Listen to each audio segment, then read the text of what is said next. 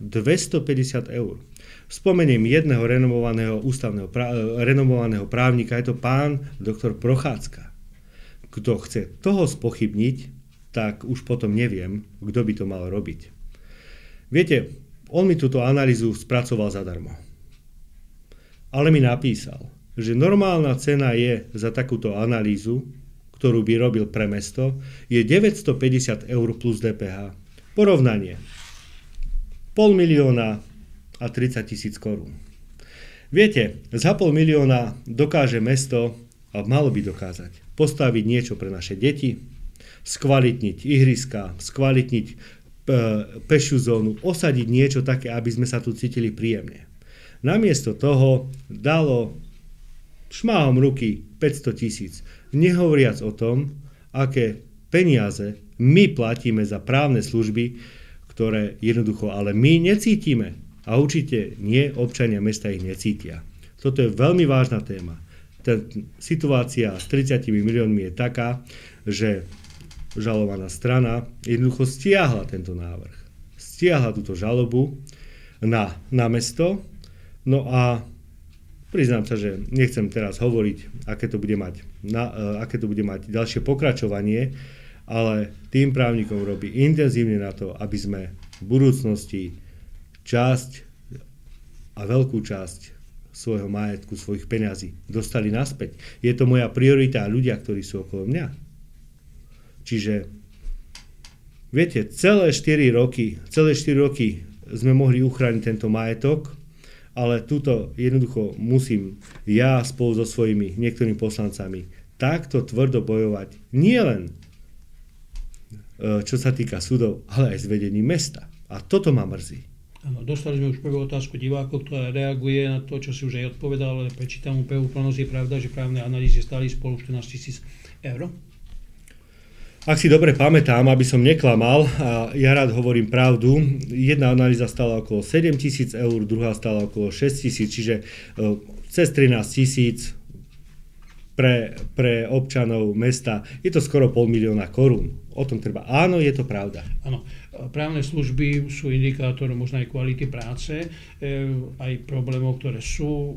Viem, že 2009 je známa tvoja výmena názorov s pani poslankyňou Belosovou, kde v podstate ste sa bavili o tomto, lebo sa zvýšilo v roku 2009 o 50% právne služby. Sú podľa toho, čo si vtedy povedal, neúmerne vysoké. Takže povedzme, koho sa to jednalo, aké spory to boli, ktoré ťažia mesto, či už je to tých 40 ku 60 mestská teplárenská spoločnosť, alebo teraz sa schyluje k sporu medzi BTS-ero a mestom. Ale tie peniaze sú už dávno minuté. Ja by som chcel povedať, že to je, vážení občania, to je v miliónoch korún. Nehovorím zámerne v eurách, je to v miliónoch korún, ktoré sme dali na nejaké právne služby, kde určite to vy necítite. Ja sám ako poslanec mám vážne pochybnosti, či tie peniaze boli vynaložené účelne.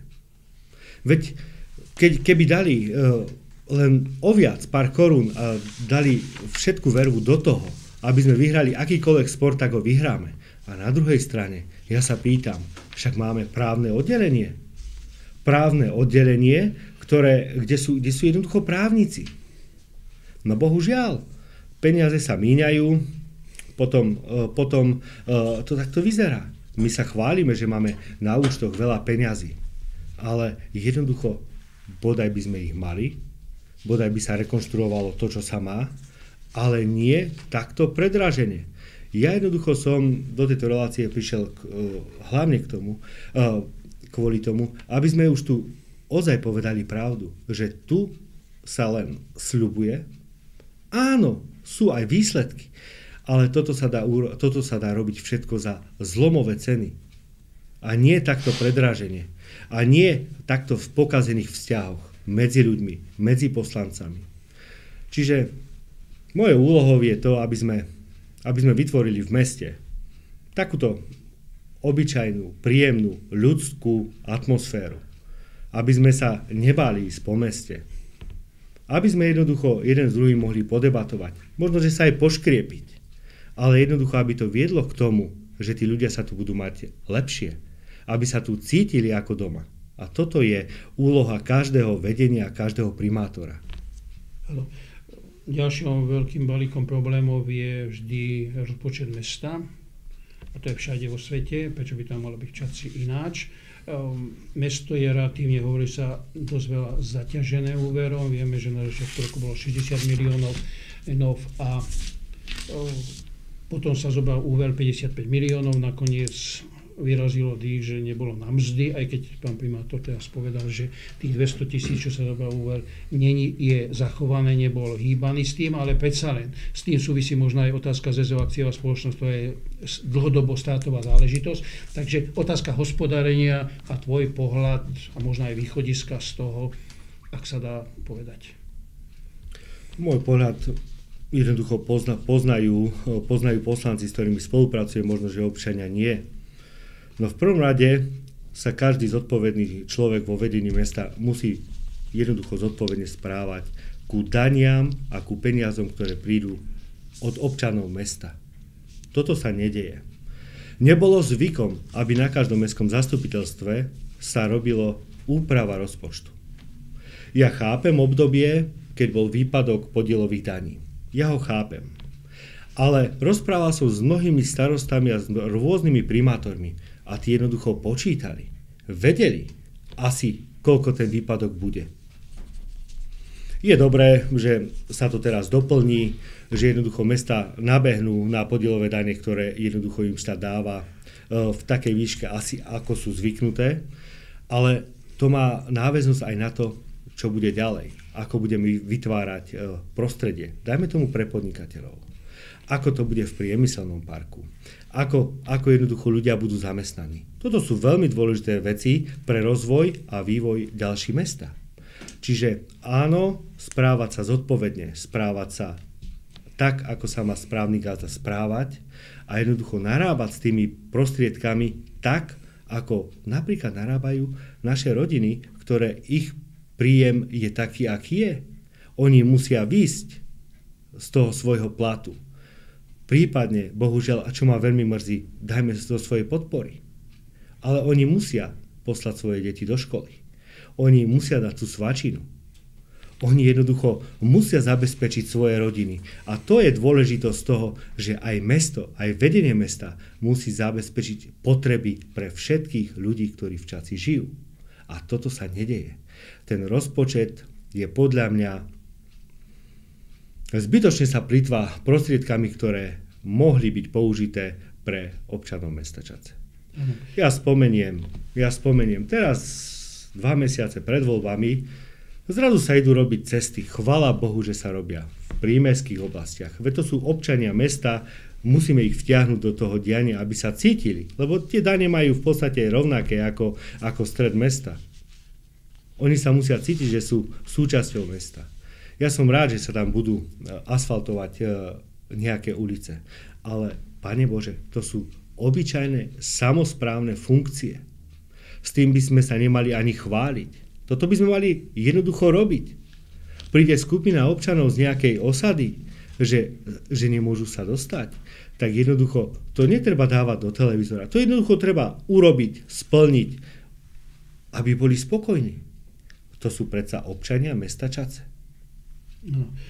Vo verejnosti je rozpor tým, ako mesto interpretuje, ako tí, ktorí si bol gestorom od roku 2007, si hlásali, jedná sa o telocvičňu na Komenského, kde teraz mesto dalo vyhlásenie, že telocvičňa bude dostávaná, ale sa tam nepovedal termín, takže uveďme to na správnu mieru a povedzme tým ľuďom vlastne možno tvoju pravdu.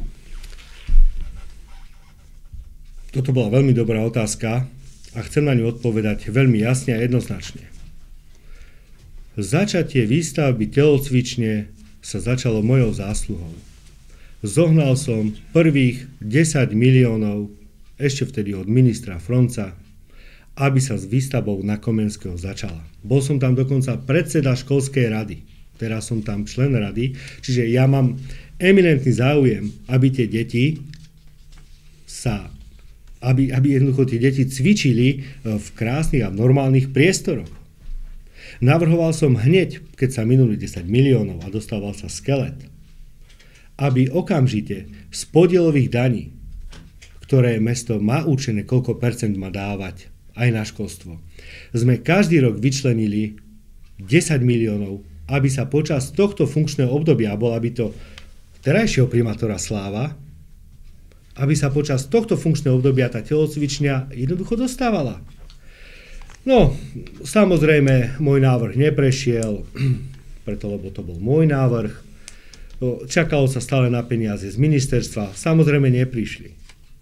Teraz sa vyčlenilo, myslím, že okolo 7-8 miliónov. No viete, keď stavba stojí 3 roky, tak sa musí opäť opraviť. Najskôr dať do pôvodného stavu a začať sa stavať. To znamená, bodaj by sa dostávala, ale určite nie tento rok.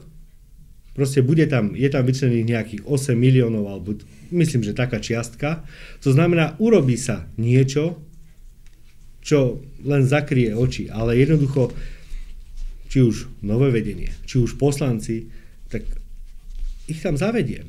Nech sa idú pozrieť, kde cvičia deti, kde pedagógovia, kde sa prezliekajú. Je to nová škola, Komenského je v podstate nová škola.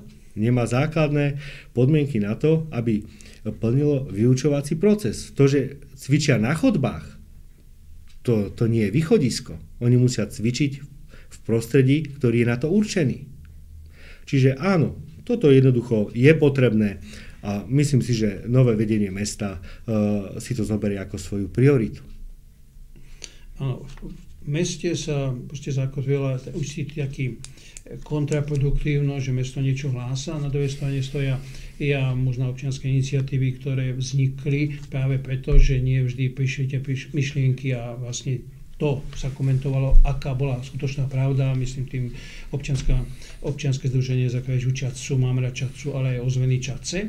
A možno, že veľkú vypovedacú hodnotu malo práve skončené mestské zastupiteľstvo 1.10. v piatok a ja si použijem otázku diváka. V správach KTV zo zadania mestského zastupiteľstva sa vyjadrila hovorkyňa mesta a vy. Ale každý o inom. Tak aké to bolo vlastne zasadanie a čo prinieslo mestu?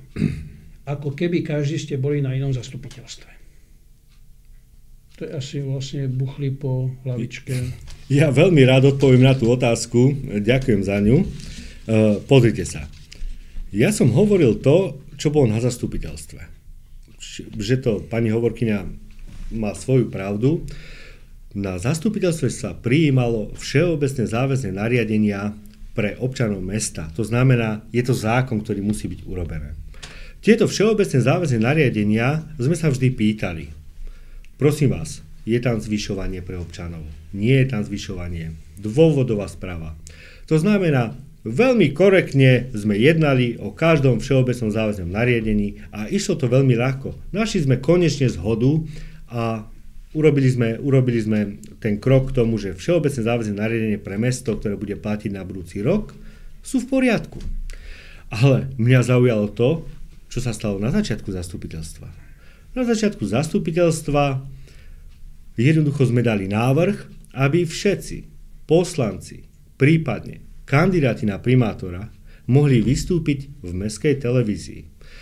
Predsa v túto mestskú televíziu patrí občanom, mali by sme tam vystupovať všetci, tak preto tento návrh. Viete, znieslo sa také špinavosti, dokonca sme tam boli označovaní niekedy za špiny a ja neviem ešte aké. Nechcem to ani komentovať. To nech si divák urobí svoj názor, ktorý to možno že počúval. A jednoducho tento návrh neprešiel.